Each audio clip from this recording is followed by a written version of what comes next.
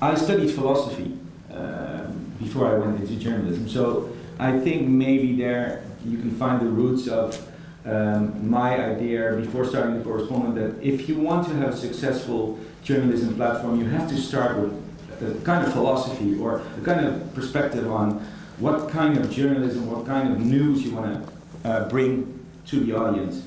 And basically the philosophy of the Correspondent in a nutshell is that news in many ways, as we know it and as we consume it every day, is a broken product. It has many disadvantages. It informs you in ways about the world that actually doesn't make any sense at all.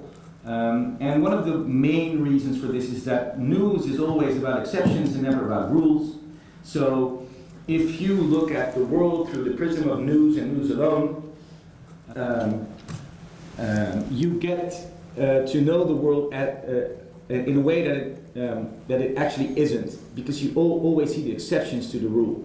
So, for example, you never see a newscast start with, today 10 million Dutch people went to work, did their jobs, went home, had dinner, watched TV, went to bed. And they'll do the same tomorrow, which is quite logical. If you think about it, you can't start a newscast like that. What you do see on the news is if somebody goes to work and has an accident, that's the exception to the rule, and then you get the news. But the problem is the accident on the way to work is not nearly as influential as in the way society works as the 10 million people that go to the work every day. So there's a Dutch journalist, Wijnberg, was a great inspiration to us. He once said, news is always about what happens today, but never about what happens every day. And this is quite a profound thing to think about, because most of the things that influence society on the deepest level happen every day. So for example, climate change is one of those things that you can never put on the front page that the climate has changed today, because it didn't change today, it changes every day. And if you look through this prism, then you will see that almost all big news stories tend to escape the news radar. So for example, when the financial crisis broke in 2008 because of a bank collapsing in the United States, then everybody was surprised. Everybody said, we didn't see this coming.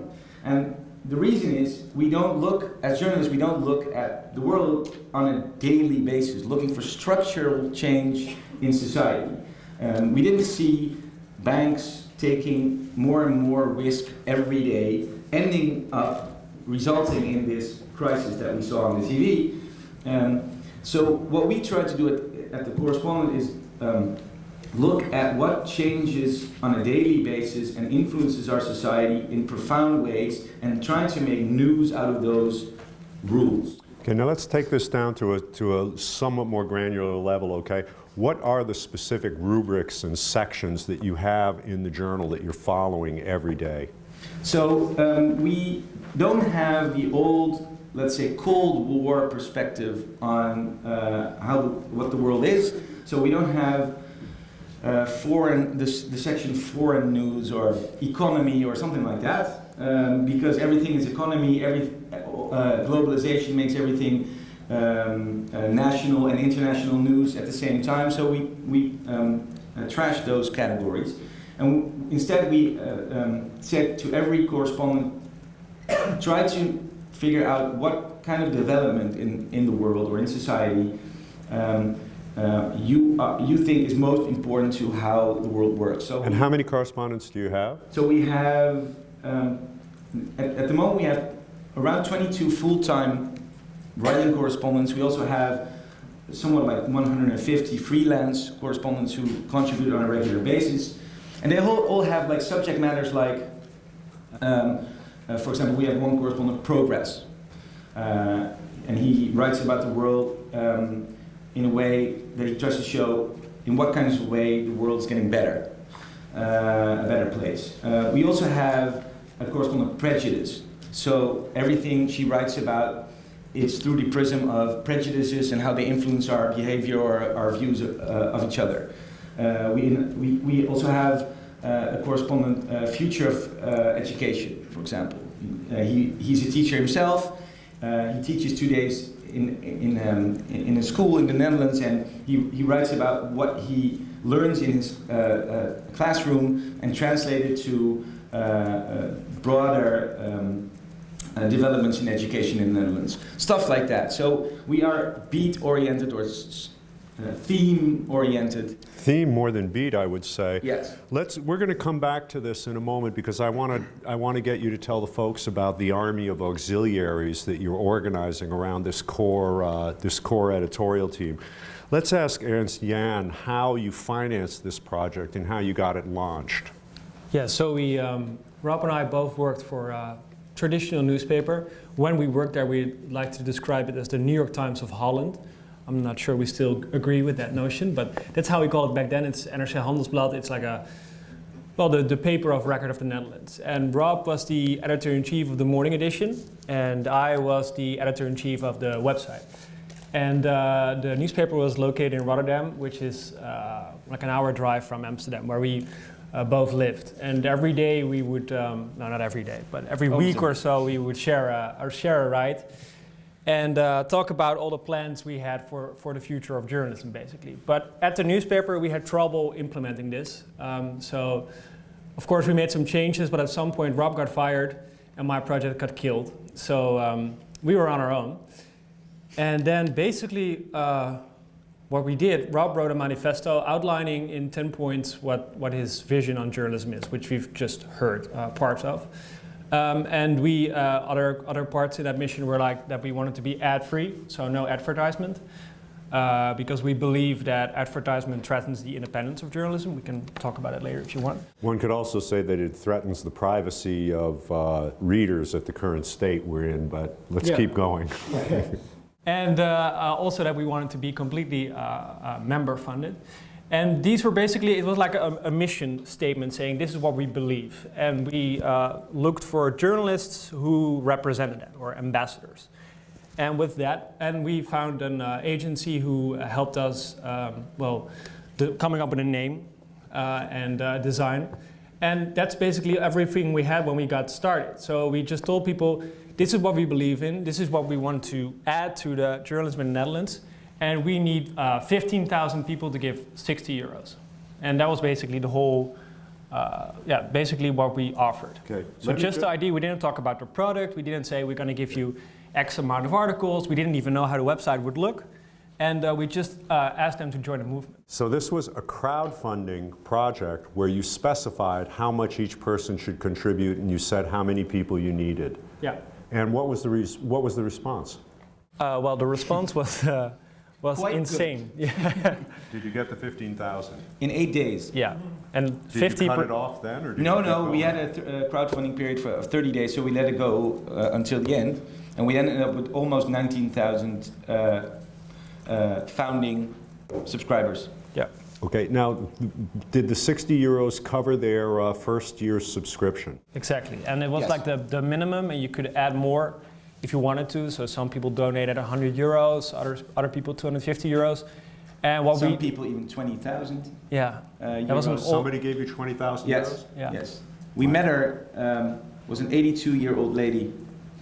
We met her 2 years later, and she told us she loved us so much that she just, I'm still quite shocked. I can see you're very moved.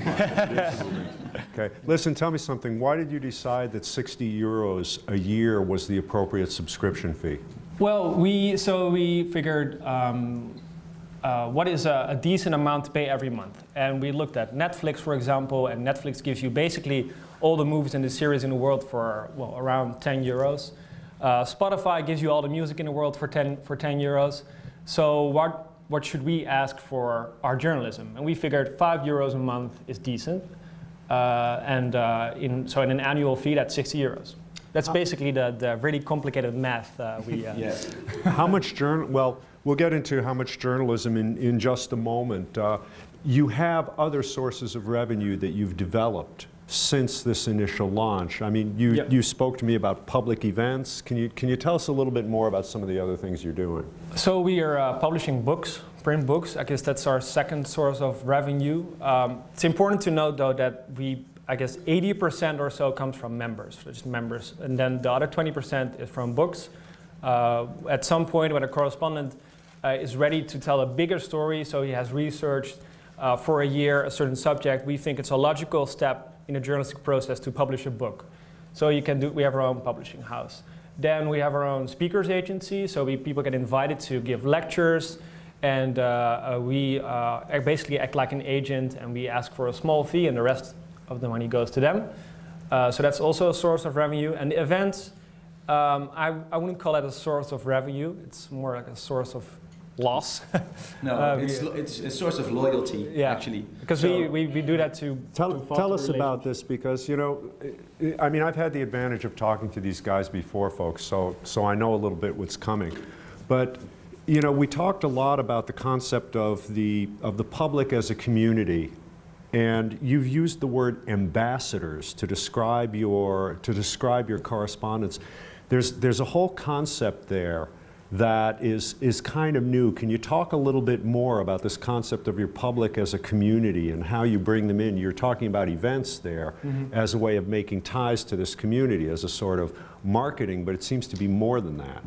Well, there are basically two sides to this. I'll do the first one, and then you do the second. Sounds the participation of the audience in our journalism. But the one thing is, we try to make journalists into conversation leaders. So that's the term we have for what kind of job you have as a journalist. So basically, a journalist, what he or she did in the past was, let's say, investigate a story, do all the research behind the desk or on the street, or interview people, and then write a story, and then the end product would end up in the newspaper or on the website. So only the end product would be visible to the audience.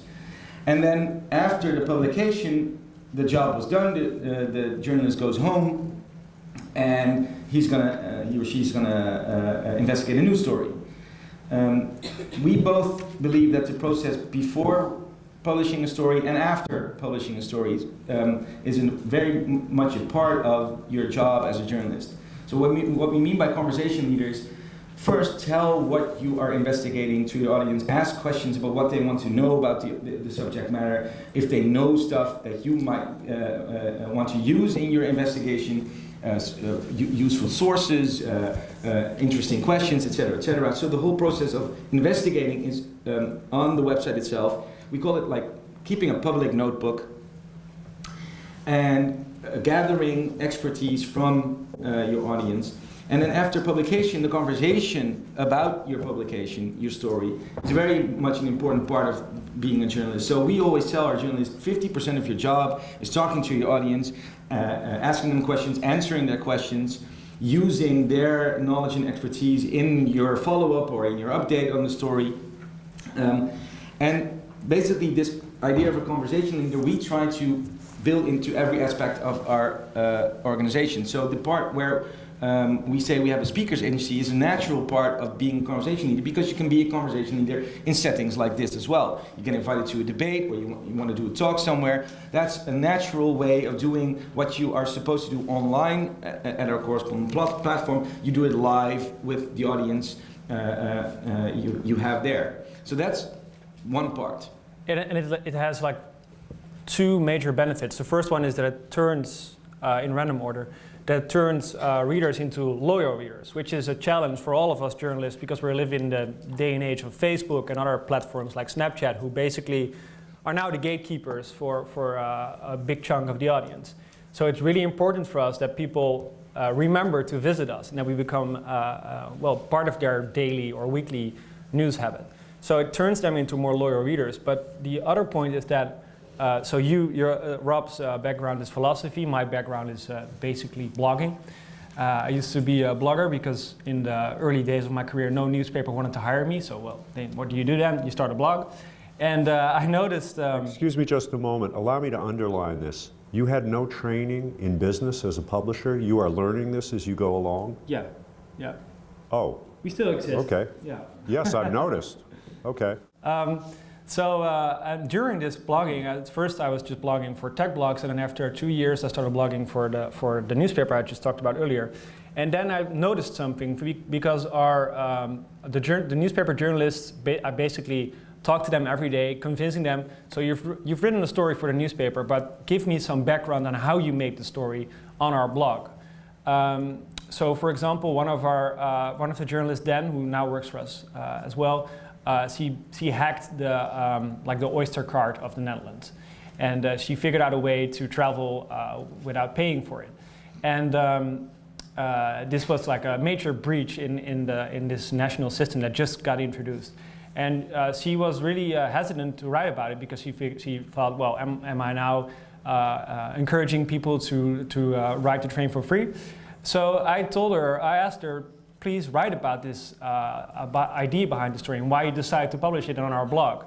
And then something really incredible happened because there was a discussion about whether she should have written about it, but also people started to share other ways of writing for free. And then I figured, if we hadn't published the story on our blog, we wouldn't have figured out these extra ways of hacking the system, which was valuable information for that story. And then after that story happened, we started asking for our expertise from our readers more and more. And, so this was like a turning point. You hadn't planned all of this out ahead of time. What happened was that certain things happened that pushed you in a certain direction. Yeah, Am I understanding correct? Yeah, this happened at the former newspaper where we both used to work, not at the Correspondent. I see. And then, so you brought this experience with you to the Correspondent. You thought you could develop it further. Yeah, because for one reason is that at the Correspondent it's 50% of your work, and at the newspaper we were struggling to get journalists to talk to readers. But it's so important to do that because I guess the job of every modern journalist is to extract knowledge from your readers. So back in the day, readers could only share their knowledge with you through a letter to the editor, or they should be lucky enough to be in your Rolodex, but that's about it. And right now we have all these means to share your knowledge. And I think if you're not, as a journalist, trying to get that knowledge from your readers, you're missing out on really important info. Yeah. Now, your means of sharing goes considerably beyond the idea of having a comments section following an article. Yeah. Do you want to talk a little bit more about that? You know, you're talking about bringing the reader into the formation of the story and into the continual updating of the story. Yeah, and we do that by what Rob just said, announcing that we are going to write a story. So we don't have any research projects that our readers don't know about it before we start it. Because to give you an example, our correspondent in education, who is a teacher himself 2 days a week, he recently had this research project. He wanted to know whether smartphones are too addictive for his students, and whether he should ban smartphones from the classroom. So he announced that he would start an experiment. He wouldn't allow smartphones in the classroom for just 1 week. And he asked other people to share their experiences as well. So now we just didn't have this one classroom where this experiment was going on. We had all these readers who were either teachers or parents from children who went to the school, also joining in and also sharing their experiences. And students themselves. But also people who researched this topic. And they would all give this knowledge to him, which probably led to the most research story about this topic in the Netherlands, because we have all these sources helping us. And all of this contribution was visible in real time. In other words, people were making their contributions and annotating the story in real time, in effect. Yes. Yep. And one important thing you should know, one of the reasons why we work like this is that I think one of the things that journalists are quite bad at is we, as a journalist, I think are used to thinking that what we do is important because we are, I don't know, the fourth estate, or we report on important things that are evidently important to all people who read it, but it's not. So explaining why it's important what you do is, I think, quintessential to every story you make. So one of the reasons why we work like this is by asking our journalists, start out by explaining why you think this is important and why you want people to help you with it, and what your goal is in investigating this particular subject matter or something like that. So starting with explaining why it matters to you really is the most crucial ingredient of getting people to understand why it matters to them. Because we always complain about, let's say, audiences that Don't care, or they just get the headline and leave, or they're apathetic, or whatever. We tend to complain a lot about the people we work for, but we never do something about it in the sense of explaining why you should care, or why we care, and why you should as well. That really helps. It's like, I always compare it to a good teacher. A bad teacher assumes that everybody knows why they have to do math. A good teacher inspires you to think, to understand why it's important, and then gets you to want to do math yourself. And that's kind of like how we try to be let our journalists be as well.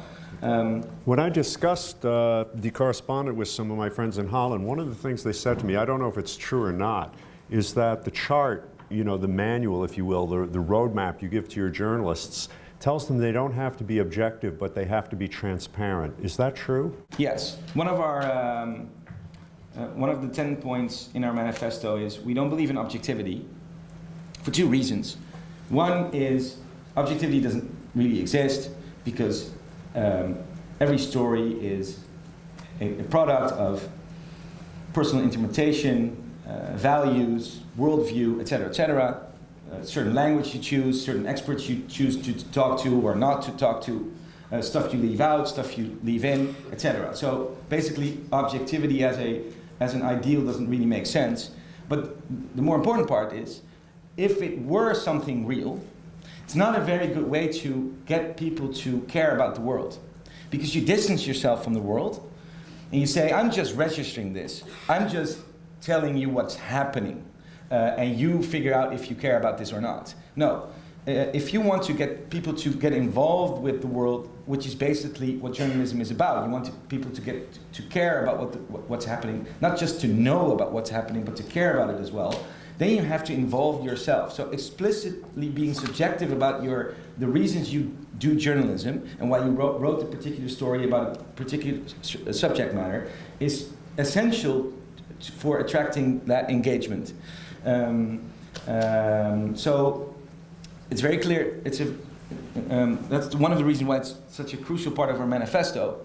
That you don't want to be objective because you can't, but if you could, you wouldn't want to be. I understand that this does not preclude, does not forbid being accurate about the facts you have. We'll put that question aside here. I am curious, okay, and this will be the last question that I'll be asking you. Afterwards, we're going to leave a half hour for questions because I'm sure you're all as interested in these guys as I am. I'll be transparent about that. I think it's fascinating. Okay. Thanks, Mark. Yeah. How are you developing the investigative functions with this? Now, when we spoke about this, you said that you're not doing the sort of gotcha journalism that's associated with nailing a corrupt official or, criminal acts on the part of public figures or holding people accountable. What kind of investigation is suited to what you do? And we have a lot of people here who are concerned with privacy and security issues. So, of course, the issue of having public notebooks where an ongoing investigation is revealed to people in its totality raises warning signs for this crowd and in this environment. How do you deal with these issues, and what kind of stories are particularly appropriate to your approach? Let me do a few sentences about why we don't do gotcha journalism, and then maybe you could tell something about our process. One of the reasons why we don't do scandal. If you think about investigative journalism, then basically you think about like Watergate kind of journalism. Like, yes, you do.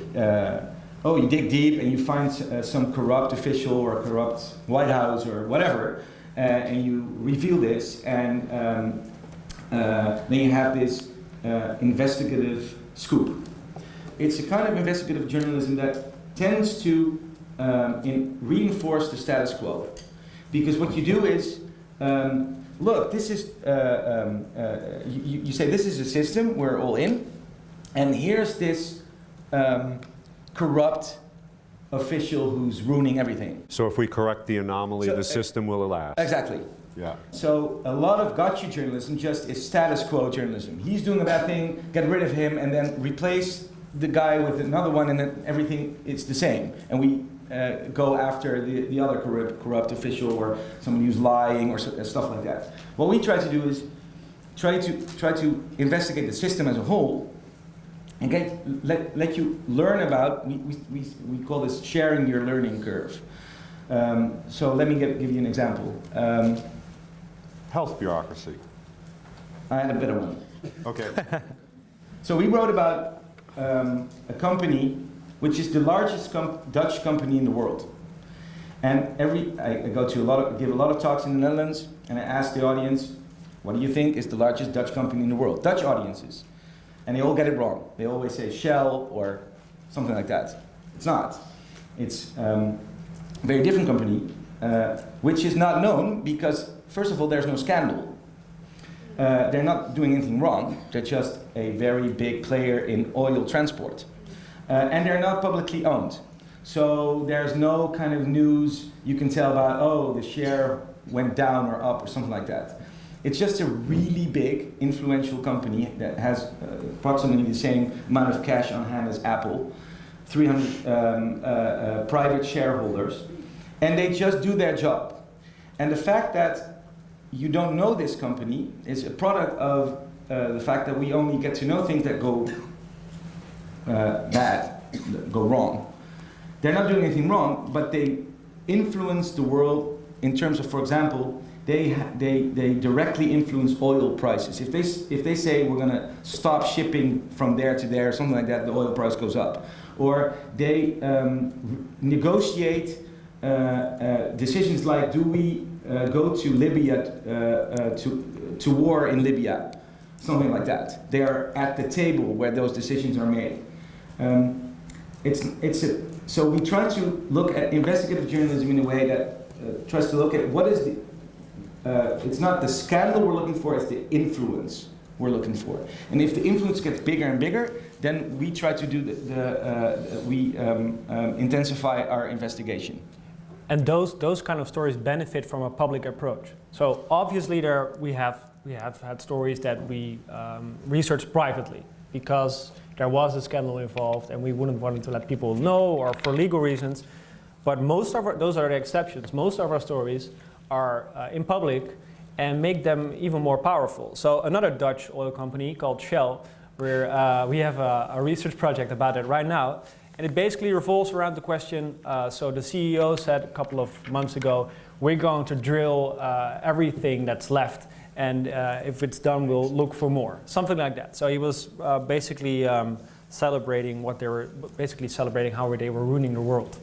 And our correspondent, Climate, wanted to know, how can such smart people just only aim for more drilling instead of finding new ways for new means of energy? And he basically posted that question on our website saying, if you work at Shell, please talk to me, please tell me how does this work on a daily basis, and how does it work with your conscience? And talk to me on an anonymous basis. And this has been going on for, I guess, 6 months now. Is it turning out interestingly? Yeah, he's talking to a lot of people from Shell, and they're giving him great insight that he otherwise, if he would do it privately, wouldn't have gotten. But because people at Shell start reading about it, because they send each other those articles, it gets more powerful, more sources get in touch with him than he would have otherwise reached, because he would have the research behind closed doors. And we've actually translated some of these stories, so maybe we can send them to you later. And some of them are translated. Some of the coverage on this publication, as you can see, is in English, so you can access that as well. I'd like to throw... Sorry. Yeah. I'll add one thing. Now the interesting part comes, because if you ask just regular news consumers, what do you think of your newspaper? And generally, some are more negative than others, but generally they say, I think it's fine, except for, and then the part that they know most of. So for example, they have a job, they're a lawyer or something like that, or they're a doctor. And they always say, except for the part where they talk about healthcare or law, something like that. they suck at that because they don't understand anything about it. They're very superficial, etc., etc. So basically, if you add all these answers up, newspapers suck at covering almost any subject if you know something about it. And you accept it because most people don't know nothing about most things. So what we try to do, and the Shell example is a great example, try to first engage the people who know most about it because they work there, or they study it, or they have an experience in it.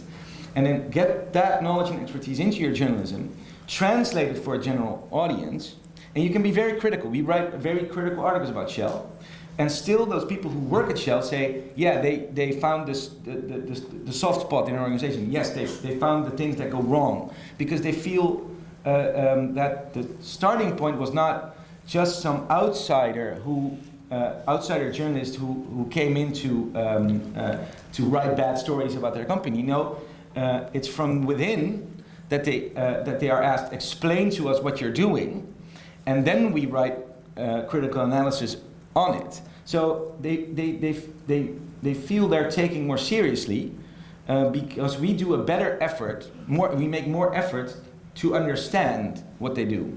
And part of why we can do this is that we have two types of articles, basically. We have articles for a general audience that, and when we write in a way that our mother or father would understand it, so like a really general approach. And the second type of article we have... Yes, very stupid mothers and fathers now. And the second type of article is basically for experts, so for people who work at Shell. And you only see them if you've chosen to follow the specific correspondent. And this allows our journalists to write really niche articles that are valuable for the journalistic process and ultimately lead to better general stories. But I guess that's an important part of the public notebook approach, is that you have a space where you can just geek out together with your sources. And that's Let's turn it over now. Sure. Let's turn it over now to the public, because in fact this is going so fast that they're not going to have time to ask you all the questions Sure. they want to. Sorry, guys. Folks, no, don't be sorry, it's great. Okay, let's start with this gentleman here, then we'll move over to you and over to you. How did you manage to get 19,000 subscribers so quickly? Like, we have quite a few people who are quite established journalists in our team as well, and we weren't looking for anywhere as big as you guys, but what was the dynamics that allowed you to capture such a large audience? So I guess the answer consists of three parts. The first one is that the Netherlands is a really weird country when it comes to like density in the media. So we dominated the news for, I guess, a week or so, because there's this one big talk show in the Netherlands called As the World Turns. It's not a soap opera in the Netherlands, but a daily talk show. And 1.5 million people watch that show, and only 17 million people live in the Netherlands. So it's a great coverage. That's the first part. But other than that, I think there are two lessons you can use outside of the Netherlands as well.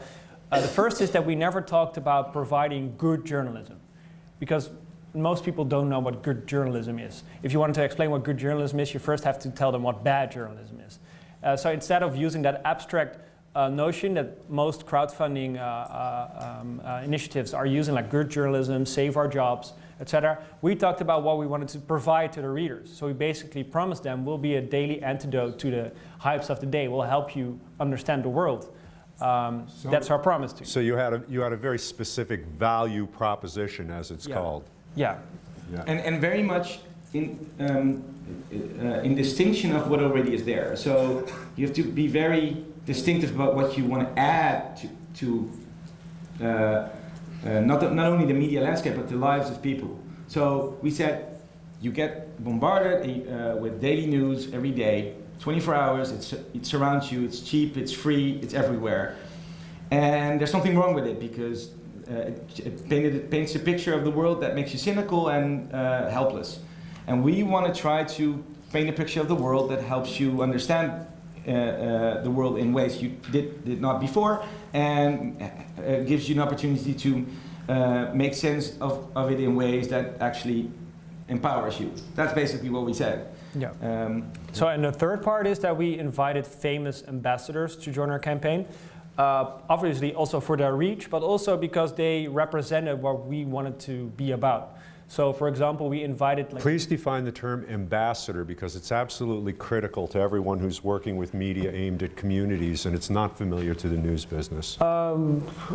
Definition of ambassador is, I guess, someone who says, this is important and I want to contribute to it, and I think it's important for you as well. So they helped spread the word. They were at the table during As the World Turns. And so, for example, we invited the Dutch Louis Theroux, and everyone knows his work. They love his documentaries, and they figured, well, if he joins, I like what he does, I want more of that. Or we asked a former politician to join us, and she was always known as the intellectual politician. In debates in the parliament, she was always the one that added class and smart remarks to the discussions. So people figured, well, the way she exercised politics is something I like, so I want to join this campaign. So it basically helped us explaining what we were about. It helped brand them, in other words. Well, and there's I think a more philosophical notion behind it, because the reason why we're called the Correspondent is basically we try not to be a medium or an institution. We try to be a platform or a podium where smart people, write smart stories. We are an author-centered platform. So people identify with the people who work there, not the platform itself. So the people are a group in the sense that we are all joined together because of these 10 principles we have, but then identifying yourself with the people who work there is very important, because I think there was a time where you had this identification process with institutions, like, I don't know, a political party or a church or a newspaper. But that identification, especially with young people, is less obvious now. You don't vote for a party because of the party or the ideology behind it. You vote because you think the leader of the party is a great guy or an interesting guy or has a worldview that you can relate to. So personalizing, that's the important part. Personalizing your goals with people who exemplify your goal is very important. How do you see more traditional media outlets taking advantage of this transparent, crowdsourced approach? Maybe they could adapt it themselves. Perhaps they could announce their own research projects beforehand. How do you think this could feed into more traditional outlets? Well, we noticed some Dutch newspapers basically, they used us as an inspiration. For example, because we have members and we're ad-free, every year we felt like the obligation and a responsibility to tell them what we've done with their money. So we published a pie chart with X amount of euros went to editorial, X amount of euros to development.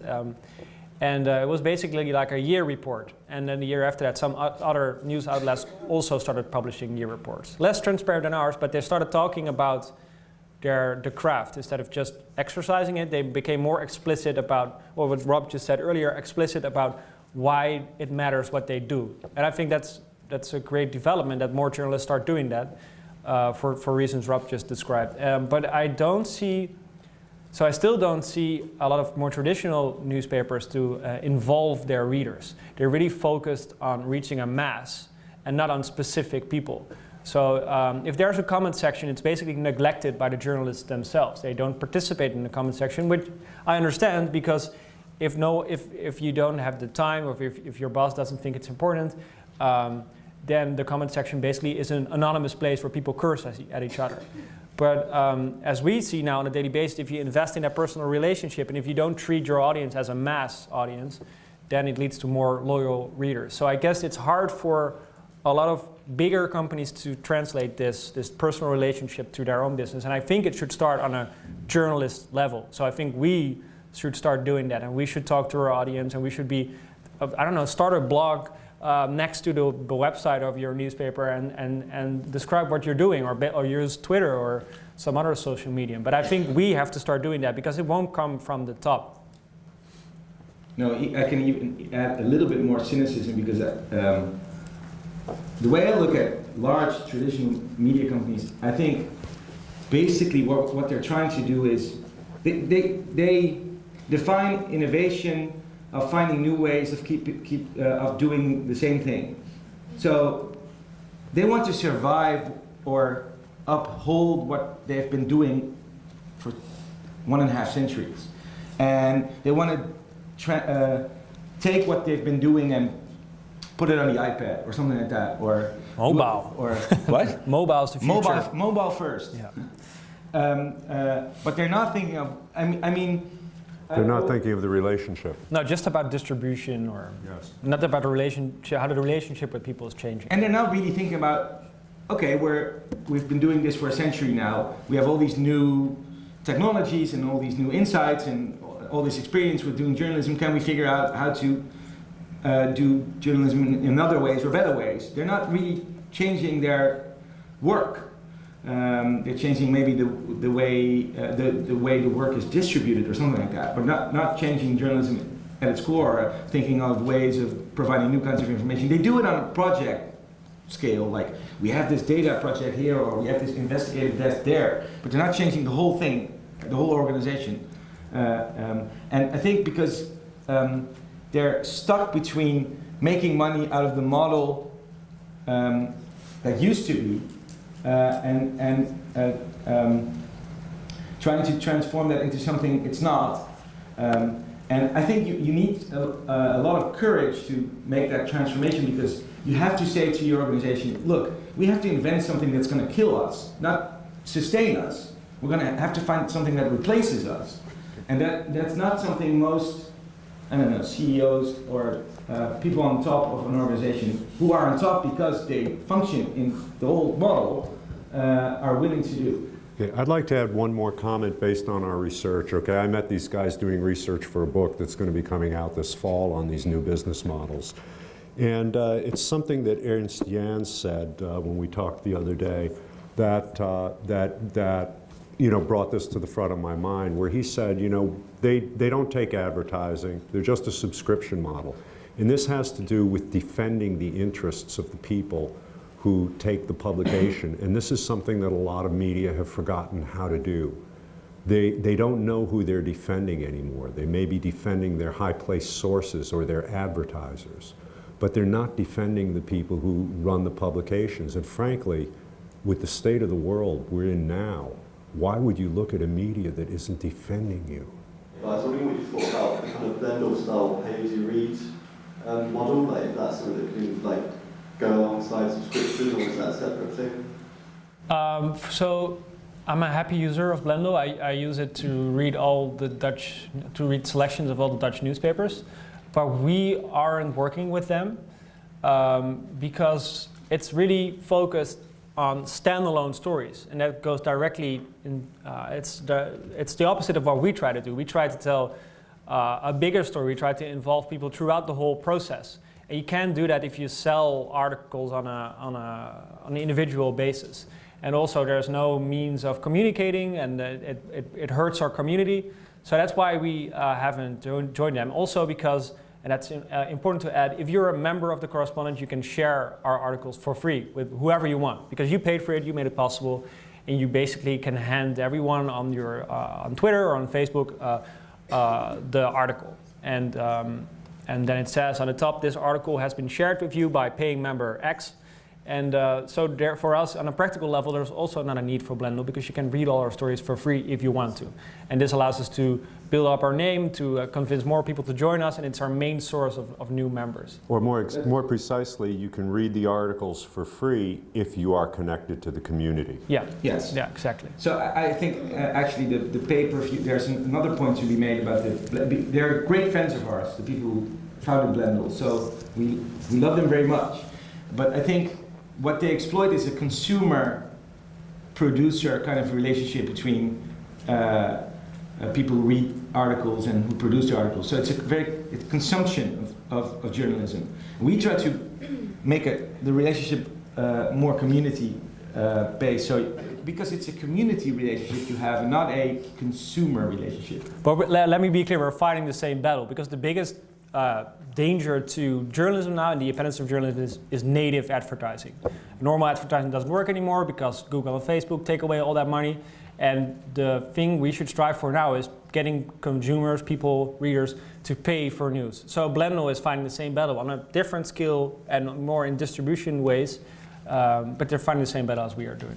If next week there was, say, a revolution in France, and Twitter, Facebook, social media, the internet was completely abuzz with breaking news about this incident, if I'm a subscriber on your website, would there be anything about that at all? Or would you have an alternative means of engaging in that conversation, or would you philosophically remove yourself from that conversation? Depends. So, first of all, the question is asked, is this incident, because you have incidents that have huge impact. So it's not the fact alone that it's incidental that we don't cover it. We just don't cover incidents of which we think this does not have a lasting impact on society. So, but if there's a revolution or a coup, like in Turkey right now, that could be an incident that has lasting impact. So we would, but the second question is then, do we have somebody who knows, has expertise on the topic that can add to what is already out there? We're not going to redo everything that's already out there. So we're not going to send somebody and rehash or rewrite all the stories that you could find everywhere else. So the second question is, what do we want to add to what's already out there? And then third, what is already out there and what is the best stuff we think you should know and point you towards that. So we would do something about it if we think it would have lasting impact. We could add something to it that's not already out there and point you to the best that is. And we explicitly tell our members that. So after like a big event, after the Paris attacks or the Brussels attacks, we tell our audience we've canceled the stories for today because everyone wants to know about this particular thing that happened and doesn't want to read a story about the future of innovation. We'll save that for later. And then there's a note from Rob or his deputy saying, today we'll just point you to reporting, and when we have some stories to add to this story, they will be live and we'll email you. So we're also explicit about this towards our members. I could ask you a million things, but I really find it down to three things. One is what's your politics? You said nothing at all about your political persuasion. It's a kind of philosophy that goes by a philosophical mode which seems to say, I'm not involved in politics, I'm above it, beyond it, beside it. The second thing is, who are your readers? Because your readers, you've said, we've got two readers, if some things even our mothers and fathers could understand, as if your mothers and fathers are a bit passé, and then you've got readers who are experts. Well, who are your readers? Every reader is an expert at something. Wait, let me finish.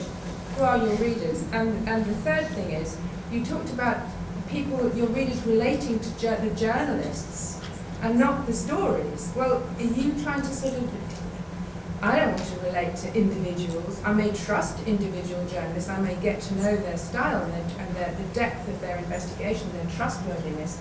But it's a sort of cult of the personality. And we have these great guys, these marvelous people, these wonderful men and women who are going to bring to you the real story. You've thrown out the news model.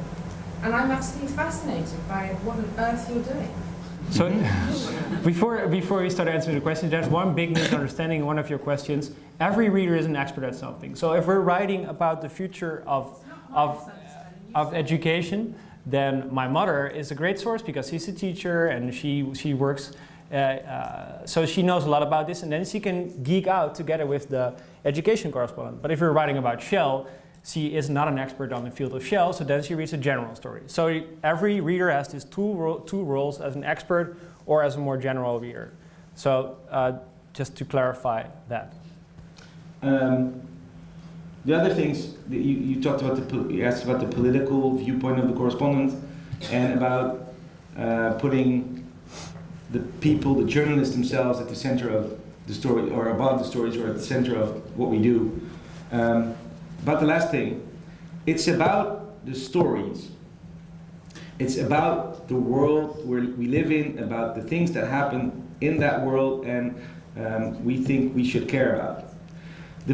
But the storyteller has been neglected or even forced to be out of the picture by classical journalism because then it's opinionated or subjective or not neutral or something like that. We think the storyteller is a crucial part in engaging people into stories or into subject matters. So it's basically like,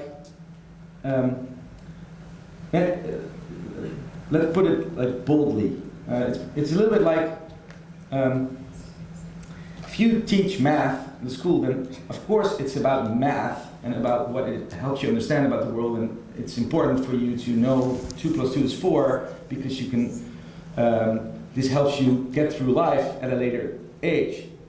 But assuming that math itself is important enough to just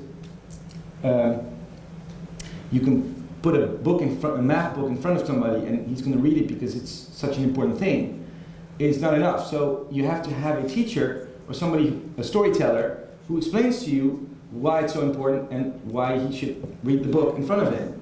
So, and we're just, it's not that we think the journalist is more important than the story, but as important as the story in getting the story and the importance of the story across. So that's maybe a nuance I could add. And the other thing is, what is our political view? So our political view is basically, we are joined together as a group by journalistic ideals, not so much left-wing or right-wing ideals or political ideals, but there is some kind of politics in it, in the sense that I think we're all joined together by the idea that there's no point in writing about the world if you don't believe you can change it. So you might say we're a progressive platform. We're not a conservative platform. We don't think the world was better yesterday and should return to yesterday. Something we think writing about the world improves it, or should be aimed at improving it. As far as political viewpoints specifically is concerned, all authors offer their own. The real political viewpoint you will find at our platform is of the authors themselves and not of the platform as a whole. So we don't identify ourselves as, I don't know, green platform or something. The author might, but the platform itself doesn't. There was a third question she asked about who is your audience, and frankly I'm quite curious about this as well, because you're obviously not doing the kind of level of analytics that advertising dependent media like Vox.com, for example, are doing. But I'm very curious to know what analytics you are doing to know your community. Well, we talk to them every day. It's the most important metric. Not to all of them, but to the people who respond. We talk to them, we organize events to meet them, and also we work a lot on getting our stories to a broad audience as possible. That's why we're so active on Facebook, for example, where we share our stories for free so that people can share them in a network response. But I guess it's a really big challenge for us to translate what we're doing to an even bigger audience. Well, what have you learned about that audience? What have you learned about their characteristics? Well, we just ask for their name and their email address when they become a member. So we don't ask them whether they're male or female or where they live. Or how much they earn. Or how much they earn. Or how many diplomas they have. Exactly. Or what age they are. We just ask them one extra question, asking them, what's your expertise? What do you know a lot about? If you're going to let anybody and everybody, it's up to the individual to express themselves through their own political viewpoint. Does that mean you wouldn't censor? I know this is maybe a very crude question for you.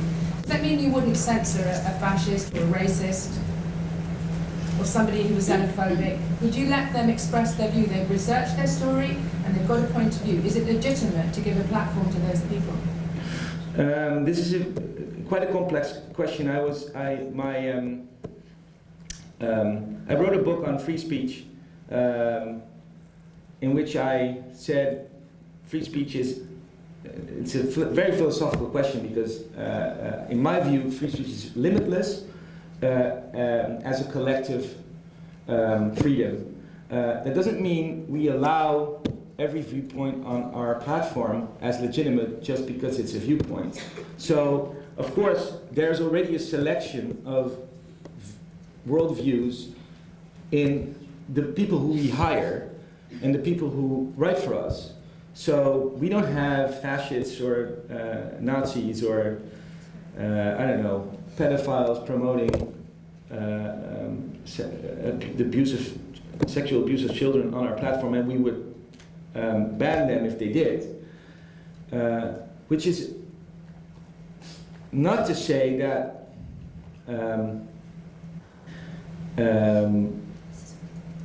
there shouldn't be a space in society for those views to be known and heard and located. So, but as a platform ourselves, we wouldn't give that a podium. But they wouldn't end up at our podium in the first place, because there are all these there's all these selection mechanisms that would exclude such views. We would, however, but those are the extremes. So this is, would you invite a Nazi? I mean, no. But within those boundaries, we try to be as diverse as possible in our viewpoints. So we encourage a lot of different perspectives on different topics, either from guest correspondents, guest writers, or contributions from members below those. So we try to invite the more diversity in perspective, the better, we think. Except for those, of course, those fringes where you can say this is no longer at ease with our core values. I would just like to observe that not one of the new community-based news media that have been coming up on a model similar to yours have an ideological spectrum that includes racists, fascists, etc. Mediapart is very much to the left. Okay, so is Il Fatto Giornale.